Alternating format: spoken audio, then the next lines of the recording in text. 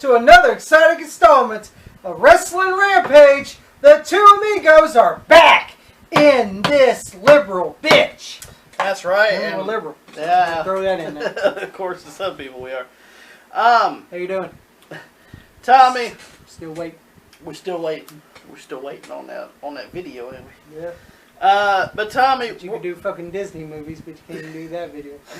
we're back, and Tommy, we're going to be reviewing WCW. Yes. / the National Wrestling Alliance of the That's NWA. Right.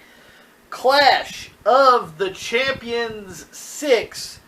Ragin Cajun. Lash LaRue. Hoo-wee! Hoo-wee! Lash LaRue, motherfucker. Tommy, do you think you see a red-headed boy in the crowd? I don't know if Lash LaRue was there. He maybe was. But yeah, we got Ragin Cajun because of course, Tommy, we're in the Louisiana Superdome. Yes. In New Orleans, Louisiana. Yes, we are. Let's go, Tommy. We got April 2nd, 1989. It's World Championship Wrestling in the National Wrestling Alliance. On commentary, we have Jim Ross and Michael P.S. Hayes. Yes. Which is a little odd to me. Now, I will say this. I know that they've done some commentary together for a little while. Yeah. But it's been a while since I heard Michael Hayes on commentary. Yeah. So it kind of threw me off a little bit. Yeah. But, Tommy, we just mentioned that it's at the Louisiana Superdome. Yeah. In New Orleans, Louisiana. Now, Tommy, the Superdome is a big fucking building. Yes, it is. Held a lot of wrestling shows over the years from, Mid-South. From Mid-South, of UWF. They went to the Superdome quite a bit. They've even had WrestleMania. Yes. At the Superdome. Tommy, Clash of the Champions 6 Ragin Cajun didn't do so hot. No. And they literally had 5,300 fans in the building. It's pretty disappointing. Yeah, that's like an AEW show nowadays. That is an AEW show for nowadays for sure. Actually, I think Clash of Champions did better than some of the AEW shows that they do in America. I'm not talking about the ones in fucking London either. But Tommy, there was also something else going on that day of April 2nd of 1989. Do you remember what happened on April 2nd of 1989? Yeah, it was WrestleMania 5. It was WrestleMania 5! Where the Mega Powers explode, where you had Trump Hogan. Yeah. Trump Hogan. And Macho Man Randy Savage. Fuck you, Hogan. That's where you get the hate song. I'm sorry. Hulk Hogan to me is so overrated. He's very overrated. But Tommy, you are right. This was the same day as WrestleMania 5. As WrestleMania 5. And we should mention that, WCW did this intentionally. Yeah. To try to hurt WrestleMania 5. Yep. And we're getting to the thing here in a minute why I would choose this show over fucking WrestleMania 5. Now, we should mention that WrestleMania 5 is on pay-per-view. Yep. This one's free on television. Yes, this is free on television. And they did a 4.3 rating on television. Yeah, you ain't going to get numbers like that nowadays. Even wrestling nowadays don't get that kind of number. Yeah. Now, I will say this. It was pretty disappointing for the fans coming out to the show. Yeah. But what it done on television was pretty damn impressive. Yes, it was. Let's go ahead and get started, Tommy, with what we've seen on the show. We see a limo arrive. Yes. And we see a bunch of old geezers get out of the limo. Yep. And now, granted, we're not going to call these guys those old geezers. That was a joke. But we see a lot of these guys get out of this limo. And, Tommy, a bunch of them are former NWA world champions. Yes. Or been a world champion. Yes, or have been world champion. We have Lou Thez. The comfortable Lou Thez. You don't want to fuck with old Lou. Terry Funk, who's still active. Yeah, Terry Funk. I was like, at this time. I remember fucking Jim Herd wanted to retire Terry Funk. Yeah. Fuck you, Jim. Order some more pizza, you fat bastard. Well, we're going to get into the gym here. Yeah, we're going to get into Pizza Man here. We see Gene Kiniski. Yep, Big Thunder, Gene Kiniski. We see Sam Mushnick, who was a promoter. Yep. Pretty famous promoter. Pat O'Connor. Yep. Buddy Rogers, who was also a former WWF champion. Yes. We should mention.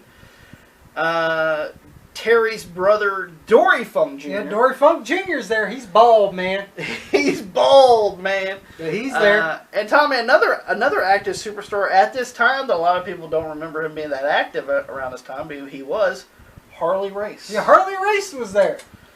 And you see Ricky Steamboat, who's the actual champion, eating with all these old guys. Yeah, because the champion, the NWA World Champion, is Ricky the Dragon Steamboat, and he's eating with these.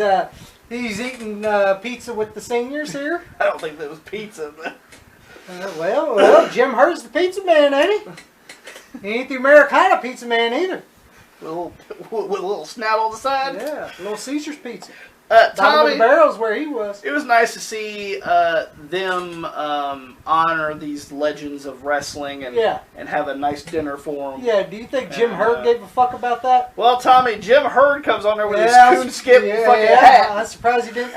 I'm surprised the Gagne dentures didn't pop out for a with his goddamn fucking Scoon Kid fucking cap. What gave him fucking toupee? I got a question. What the fuck gave him the right?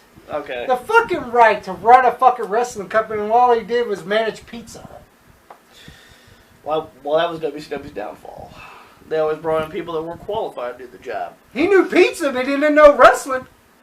But Jim Hurt got on there, and he said that he wanted to thank the legends. Yeah. And he wanted to thank everybody for tuning in to Ragin Cajun on the behalf of Jim Hurt and the Turner Broadcasting System, which is TBS. Yes. So let's go ahead and go with the first match, Tommy. On the show, we have the Samoan SWAT team of Fatu and Samu, who would eventually go to the WWF and become the Head Shrinkers. Yes. With their manager, Paul Lee Dangerously. And Paul Lee Dangerously is Paul Heyman. Yep.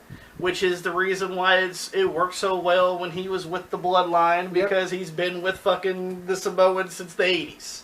And as they take on Stan Lane and Bobby Eaton, the Midnight Express. With Jim Cornette. Tommy, it was kind of odd for me to hear the fans chanting for the Midnight Express. I know. They don't fit his babyface. They do not fit his babyface. I'm sorry, they don't. They don't fit his babyface. I love the Midnight Express, but they do not fit his babyfaces. They're heels. They're not babyfaces. But I will say this.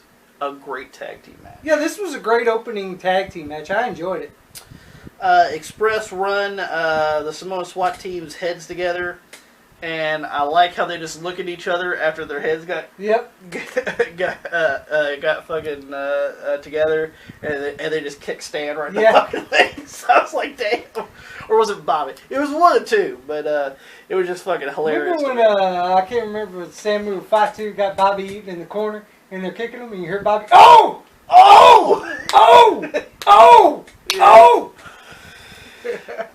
Dangerously trips Lane. Yep. Cornette goes, two could play at that game. And Samu gets whipped to the rope and Cornette whacks him with the damn racket. Yes, he does. As the fan is blowing my papers around there. Then we see a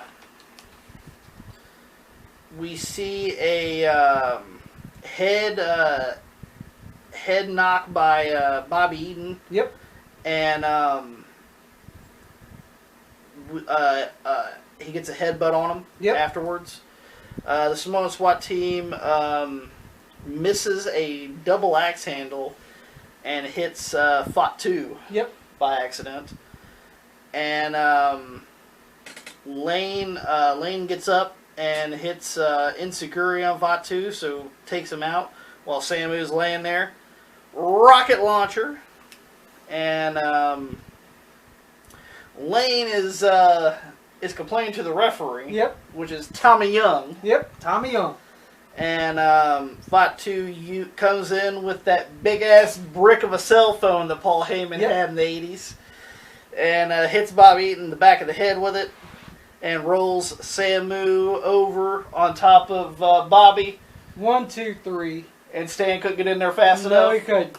And so your winners are Samu and Fatu, the Samoan SWAT team. Really good match. This was a good opening match. I liked it. It went about 20 minutes. It was a pretty lengthy tag team match. It was a really good tag team match. I liked it. Tommy, next we have is a match that, let's just be honest here. I know people will be like, why the fuck is this match on a show? Yeah, why is this on somewhat of a big event? Yeah. Tommy, we got Steve Casey. Yes. As he takes, which if you guys don't know who that is, don't worry. Yeah. It's not a big deal. No. He's a jobber. He's going to be taking on Tommy, the Great Muta. Yep, with Gary Hart. With Gary Hart. That's right. If you get the green miss, brother, be pretty bad. But if you get that red miss, brother, you in serious trouble, brother. That's right. Tommy, they're talking that the Great Muta is literally, this is what they said, this is what Jim Ross said. To get him over. Yeah, to get him over, is that Tommy... he's the son of Kabuki. No. No, he's not. But guess what? But guess what? It gets him over as a big threat. Yeah. Because he is from that land of the rising sun. That's right, and he does do the mist. And he does do the mist. And I know people are like, well, why does this match have any importance? Well, one, all this match was to get the Great Muta over. Mm-hmm. And people's like, well, he's taking on a jobber. Well, that's the way it was back then, okay? That's the way it was back then. And I mean, I enjoyed the match for what it was. Yeah, all it did was show how great Muta was in the ring. And that's the way it should have been across. How great the Great Muta is. Yeah, that's right. Great Muta is. Tommy, Steve Casey runs right into the mist. Yeah, he does. He ran right into it. That blonde hair went blue, green after that. Yeah. We get the springboard. And his horrible white tights. Yes, horrible white tights. Springboard elbow. That's right. Casey gets the smidge of a comeback. A little bit of offense. Not much. He whips Casey into the guardrail and does a springboard elbow into onto the guardrail on him. Backbreaker moonsault. Moonsault by the Great Muta on Steve Casey. 1, 2, 3. And your winner, the Great Muta. Over Steve Casey. Steve Casey, yeah. And all that match was to get the Great Muta over. Absolutely, and like I said, I mean, there ain't nothing wrong with that. For what it was, I did enjoy it. Yeah, it was what it was. Next match, Tommy, is we see a big parade. Yeah, we see a big parade here coming down the damn entranceway. Now, of course, we're in fucking Louisiana, New Orleans, so this is. So you're gonna see parades a lot. In fucking New Orleans. Yeah, especially around Mardi Gras. But we're seeing a parade come down the damn entranceway. And Tommy, we see the Junkyard Dog. Yeah, grab them cakes. The Junkyard Dog. Looks like he woofed too many cakes in this match. Yeah, he woofed too many cakes for sure. No disrespect to the Junkyard Dog here, but he was out of shape and past his prime at this time. Yes. Yeah. Well. Heavily into drugs. Yes, and really bad out of shape. I'm talking about he was big. Yes, he was pretty big around this time. Just a few years earlier, he was in the WWF. Yeah, and now he's just like, I understand you brought him in because he's a name and he just got out of WWF, but come on, he couldn't go in the ring no more. And we should mention this too. And clearly we could see why. And also we need to point out this too as well, is like when it comes to he's in New Orleans, which was a big hot spot for him. Yes, in Mid-South. When he was part of Mid-South. Yeah. So he did get a big ovation. I will say that at least. Tommy, he's going to be taking on Hacksaw Butch Reed. Yes. With Hiro Mansuda. Horrible fucking manager. Yeah, I don't know why he was there. Tommy. He managed Flair too at one time. He did.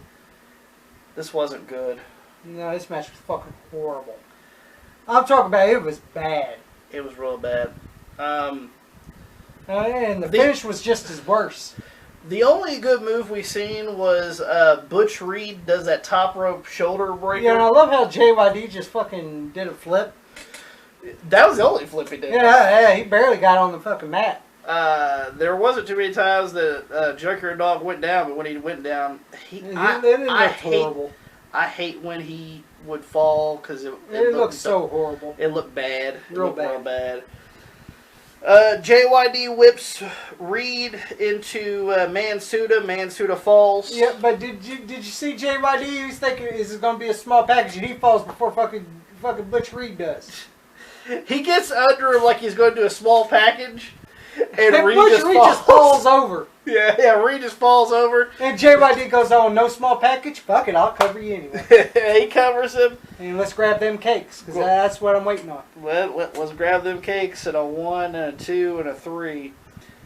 Junkyard Dog wins. Tommy, not that fucking good. No, this match was horrible. This match was bad. And I like JYD and I like Butch Reed, but JYD was past his prime at this point, and JYD did the best he could what he had to work with. Absolutely. Which wasn't much. Next time we got Bob Orton Jr. Bob Orton Jr. With Gary Hart. As he gets to take on Captain Redneck, Dick Murdoch. Now, you want me to tell you what I thought of this match? I will say this. Both these guys, pretty confident wrestlers. Yeah, they're both good wrestlers. I ain't going to knock Bob Orton Jr. or Dick Murdoch in wrestling ability. I will say this. During this time, they're a little over their prime. Yeah, and I'm going to say this right now. Mm-hmm. This match was boring. Very boring. I was enjoying a Whopper Jr., and that was more entertaining than this fucking match. This match was horrible. It was boring. Tommy, they both do a couple of fireman's carries. Yeah. We see an arm and a headlock. Yes. A lot of punches. Yes. Murdoch does a drop kick. Well, that was the only thing I saw was impressive. Murdoch attempts a brain buster. Yep. But Hart grabs the foot. Yes. And Bob lands on top of Dick Murdoch. 1, 2, 3. And your winner, Bob Orton Jr. over Dick Murdoch in a horrible fucking boring ass match.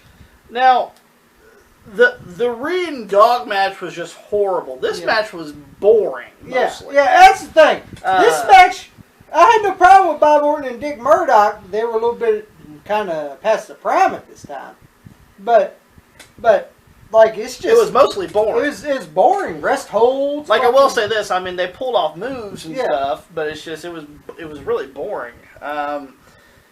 Tommy, next we got the NWA World Tag Team Championships on the line when Hawk and Animal of the Road Warriors, with Precious Paul Ellering on the outside, takes on the Varsity Club with Kevin Sullivan. Yes. And the Varsity Club is Mike Rotunda and Dr. Death Steve Williams. Absolutely.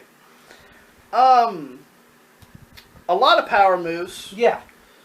Which you would think of because it's Hawk and Animal and you got Dr. Death in there. So. And you got a great amateur in Mike Rotunda. And Mike Rotunda could hold it. A lot of people don't give Mike Rotunda the credit he deserves, but I'm telling you, that motherfucker could stretch you if he wanted to. Absolutely, he could have. Because he's an amateur. He's a big amateur. Sullivan hits Animal with a chair. And then Animal throws Teddy. He throws Teddy Long because Teddy Long was the referee in this match. He throws Teddy Long down, and we get a Doomsday device on Mike Rotunda. So Hawk's got the cover, and Teddy Long ain't counting. Long wait for the count. Yeah. And Teddy Long ain't counting for some reason. He's holding his back. Yeah. Easy on my back. Oh, easy on my back. And Sullivan, he attacks Ellering on the outside. Yep. Dr. Death rolls up Hawk. And Tommy, we get a fast count. Yeah. From Teddy Long. 1, 2, 3 on Hawk. So. Your winners. In the new NWA World Tag Team Champions, the Varsity Club of Mike Rotunda and Dr. Dusty Williams. Now, Ross interviews the Road Warriors and Paul Ellering after this match. They're not happy about the situation. No, they're not. They want to know why Teddy DeLong did this, and that they're going to get revenge on the Varsity Club. Yes. And this match was okay. The match was pretty decent for what it was. Yeah. But definitely, like I said, compared to the last couple of matches we saw, this one was a far better match than fucking the other two. Yeah, the other two for sure. Well, Tommy, then we get to even more shit. Oh, we sure do, don't we? When Ranger Ross. Ranger Ross. You know Ranger Ross. Ranger Ross is a former. And no wonder where Shawn Michaels got the ringer. The ringer. You know the goddamn glide there. The zip line. Yeah, zip line. He saw Ranger Clash Ross. of Champions 6 and goes, I want to be Ranger Ross. I want to be Ranger Ross. And fucking do the zip line. Yeah, Ranger Ross gets repelled from the ceiling. Like he's a big fucking star. I remember you on Saturday night. You were nothing. Fuck you, Ranger. That's why he sucked. Ranger Ross did suck. I'm sorry. As he takes on another guy past his prime. Oh, definitely around this time, for sure. And a big gut, too. This is the truth. I'm just speaking facts here. Yes. And a big gut. The Iron Sheik. Yes, it's Ranger with Ross. Rip Morgan, who's a fucking flag bearer of the fucking flag here. Yeah, for some fucking reason. Yeah, I don't know why. Fuck Rip Morgan, he sucks. So, Tommy, we got the foreign menace of the Iron Sheik from Iran going against Ranger Ross, who was in the army. Yeah. And Ernest P. Worrell. Like, what the fuck? And the match sucked.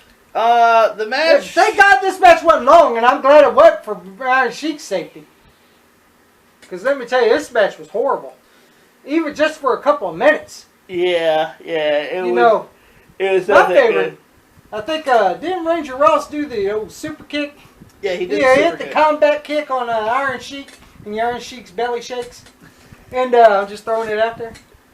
And you see, after Ranger Ross hits the combat kick on Iron Sheik, he tells fucking Rip Morgan who ain't paying attention, "Hey, stupid." Yeah, I know you see the belly, but can you see this? Can you see this? And then he goes, "Oh, I'm supposed to come in."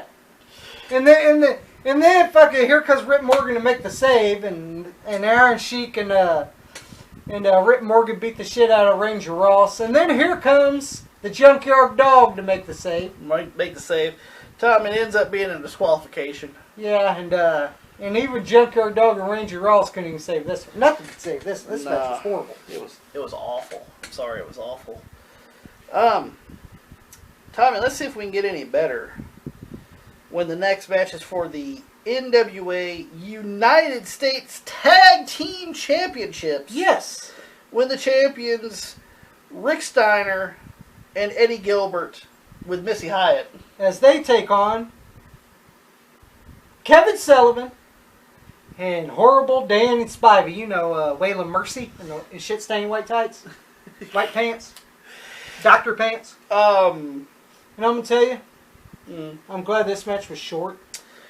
It was shortish. Yeah, it was short. It was about 10 minutes. Well, I can see why.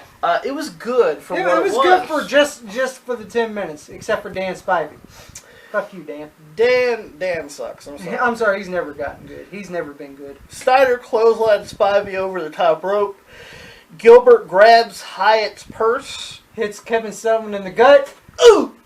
Small package by Eddie Gilbert, 1, 2, 3. So your winners and still NWA United States Tag Team Champions, Rick Steiner and Eddie Gilbert. And then before that, Spivey powerbombs Gilbert. Yeah, and Kevin Sullivan is laying in some punches on him. Yeah, he's laying in, and Rick Steiner goes, "Well, let me grab this fucking chair here and save Eddie Gilbert." And then you see how Dan Spivey, when Rick Steiner gets it, Dan Spivey just looks, "Oh, I'm supposed to get out." He gingerly gets over the rope. Gingerly gets out of the ring like a fucking oaf that he is. You're fucking stupid. No wonder you weren't last in the WWF. He was supposed to jump out of the ring. No, he was just supposed to get out of the ring, but goddamn, he was looking at Rick Steiner. I was supposed to get out of the ring. Well, he was supposed to pretend. He was supposed to pretend like he was scared. Well, also, he was wearing.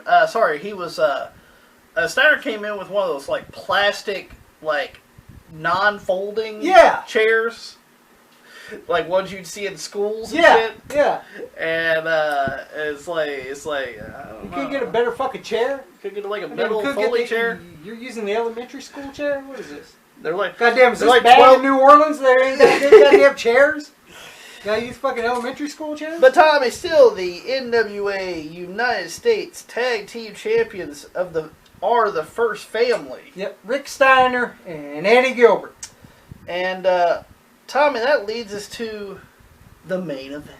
Main event time, Tommy. Yes. Here at Clash of the Champions 6, Ragin Cajun. Ragin Cajun. Lash LaRue. That's right. Tommy, main event is, Tommy, it's a 2 out of 3 falls match. Yes. For the World's Heavyweight Championship. When the champion... The Dragon, Ricky Steamboat. Well, hold on. Should I say what I see on the screen? Yeah, say it like you see it on the screen there. Same thing with the other one. Okay. When nobody really had entrances on this show, to be honest, they all started in the ring except for the main event. Yeah. The main event had entrances. And JYD. Well, JYD with the parade. Andrew Ross. Well, they never had a real good entrance. How about that? There you go. We'll say that. They had in the background, they had like this screen thing up, right? And it had names scrolling across it, right? And I swear... And these are the only two that had that. Yeah, this is the only two that had it, though. And I swear on my life, this is what it said, and I'm not fucking kidding. When Ricky the Dragon Steamboat comes out. Yes. It says on the little screen, it's scrolling by in green. If you don't believe me, go watch it yourself. It literally says, Steamboat Ricky the Dragon. That's what it says, Steamboat Ricky the Dragon. And there's no space between Steamboat and Ricky. It says, Steamboat Ricky the Dragon. Steamboat Ricky the Dragon. As with his wife Bonnie. Yep.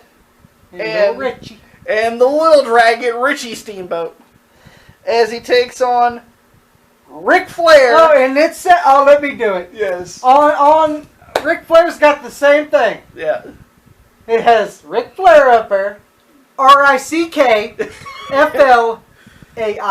Yes. Ric Flair. You know how Rick spells his name with RIC? Well, this one is RICK. Yeah, Ric Flair. Yeah, that shows you that shows you how stupid the people at Turner are. The production value there. Yeah. They don't even know how to spell the motherfucker's name. These idiots. Tommy, and he comes out with four women. Yeah, he does. Because he's got plenty of women. Because he got plenty of women. Oh, we know you do, Rick. You drinking with them too? you doing a little bit of boozing, have you? While you're paying alimony and the child support. That's right. That's why you need that money, that weed juice. And of course, Bonnie's wearing this like sequin fucking gown that fucking cost goddamn thousands of dollars. Yeah. And then there's the little dragon dressed up. Yep. Yeah, he's dressed up in a Halloween outfit. I'll give him that. Yeah. He's dressed up like a little dragon. Yeah, he's dressed up like a little dragon. Tommy, this is a 2 out of 3 falls match. Yes. And it has an hour time limit. Yes, it does. And there was and the people here at NWA told us, we're NWA, we wrestle. Yeah. Is this where Tony Khan got it from? Did he watch 1989? The great, probably learned it from Jim Herd. Yeah, they talk about they go. This is the NWA. We wrestle. Yeah, is this where you got it from? And you learned your booking from Pizza Man too? And he must have been your granddaddy. With the coon skin. Granddaddy Herd. Now we should mention, Tommy, this is an hour time limit. They went 55 minutes. Yes, they did. And we're going to show a little teaser on WrestleMania 5 and this. Yeah. Main event wise also. Absolutely. Tommy, around the 19-minute mark. Yeah. Flair attempts a figure 4 leg lock. Steamboat rolls over Flair. Flair reverses it into an inside cradle. So, 1, 2, 3. Ric Flair. Ric Flair wins the first fall, and this was at 19 minutes. 19 minutes. Since the bell almost run. 20 minutes. Tommy. The first fall. 20 minutes. Yeah, almost. first fall. Now, Tommy, WrestleMania 5 main event. Yeah. Was Hulk Hogan and the Macho Man Randy Savage. For the WWF Championship. For the WWF Championship. They went 17 minutes. Yes. I'm not sure if you guys knew that or not. But the main event went at WrestleMania 5 went 17 minutes. And we got our first fall at 19 minutes with Flair and Steamboat. The 35-minute mark, we get a big superplex on Flair from Steamboat. Steamboat locks in a double arm chicken wing to Flair. Yes, and Ric Flair gives up. Well, Flair goes. You see, it was Tommy Young. Yeah, Tommy Young. Yep. Tommy Young was the one. Flair's going like this. No. You see fucking Steamboat crank back there again. Oh, when he did that right there, did he go, yes! Yeah. You see Flair's hair. Yeah, Flair's hair just shaking. Sweaty hair. And you see fucking Steamboat is cranked down. And you see Flair. He's going like this. He goes, yes! And you see Steamboat. do a little stew, huh? And that was at the 35-minute mark. That was at the 35-minute mark. So now it's tied 1-1. It's tied. And by the way, we got Terry Funk on commentary.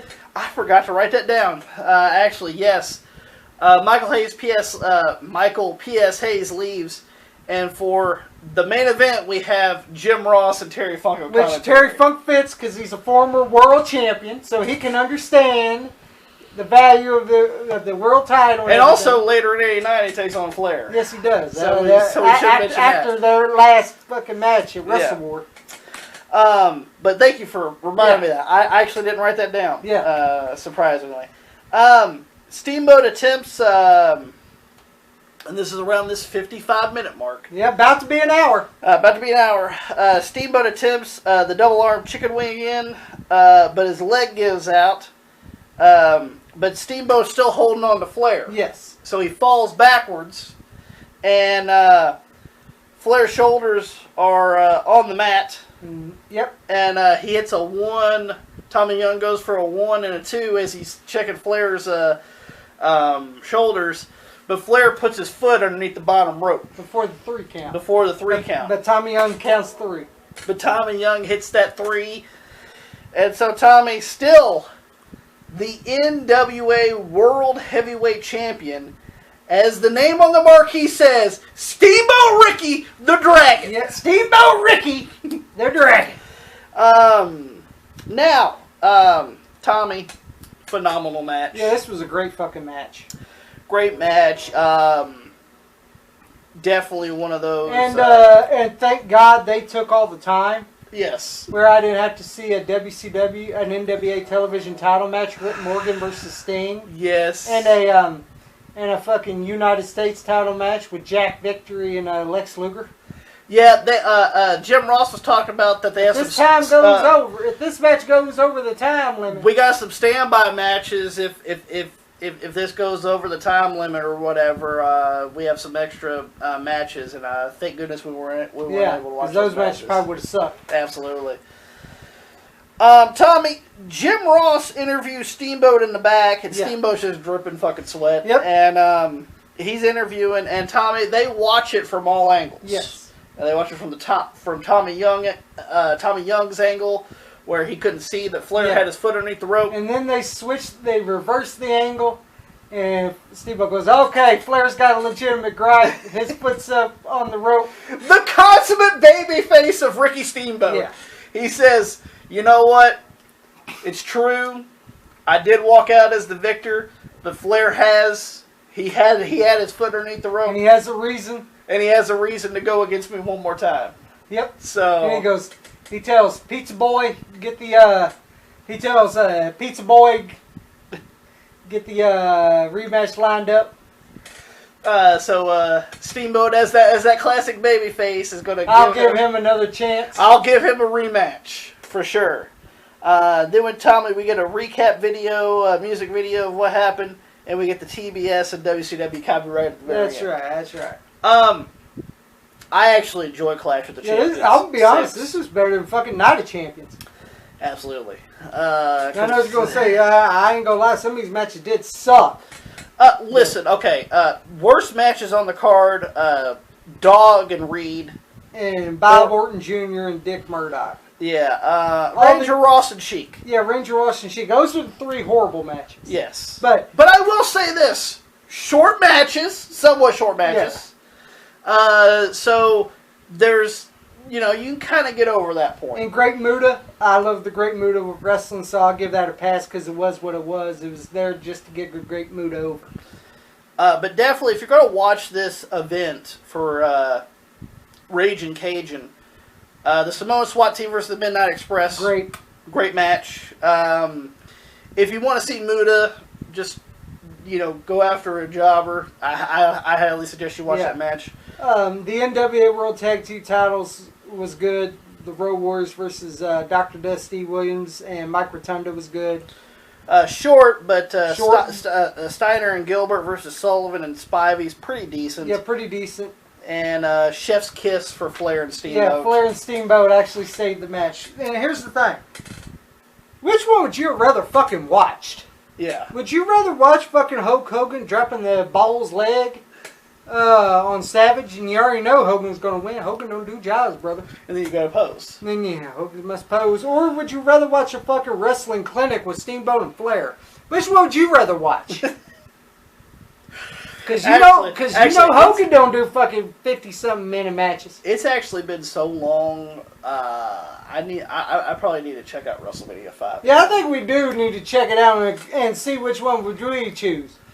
Would you guys like to see that comparison of us watching? When we get to another WrestleMania, we'll add that to the classic WrestleMania list. But I thoroughly enjoy Clash of the Champions. Yeah, this was a really good show. I enjoyed it. Now, once again, like I said, rating-wise on television, it did pretty good. In the town, not so much. But then again, you gotta realize this too. This is the time where '89 was pretty rough for WCW. Yes. Fucking nobody was showing up for their fucking house shows and shit either. So, but guys, we hope that you guys enjoyed this Clash of the Champions 6 Ragin Cajun review. If you guys did, give it a thumbs up. Don't forget to share all over social media. Like us on Facebook, facebook.com/WrestlingRampage2. You can also follow us on Twitter or X at WrestleRampage. You can also hit that. Also follow me and Tommy on Instagram. Yes. If you guys definitely want to check that out, you'll see us promote our videos on there. So if you guys miss something, you guys always go to our social medias and see those. And guys, hit that damn subscribe button, and we'll see you guys next time. See you guys.